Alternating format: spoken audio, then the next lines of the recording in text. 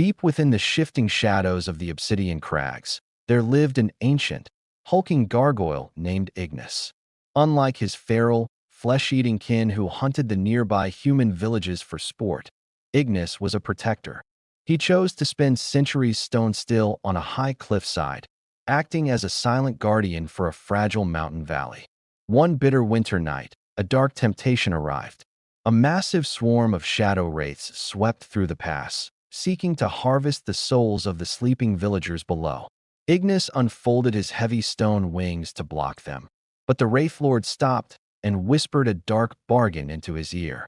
The Wraith Lord promised that if Ignis simply closed his eyes and looked away for one single hour, the shadows would grant him a powerful artifact, the Heart of Flesh.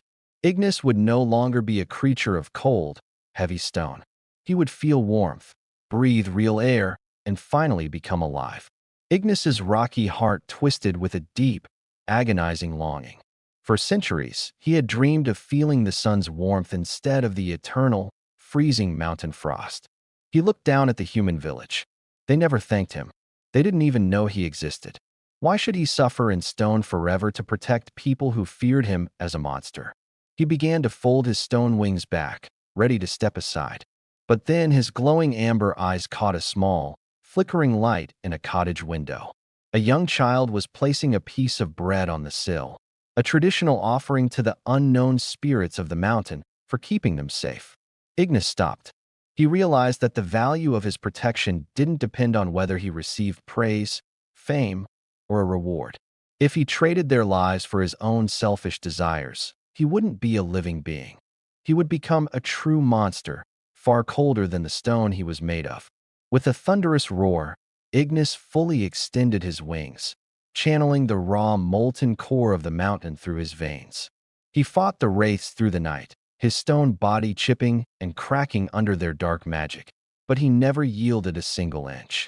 When the morning sun finally broke across the horizon, the wraiths dissolved into ash.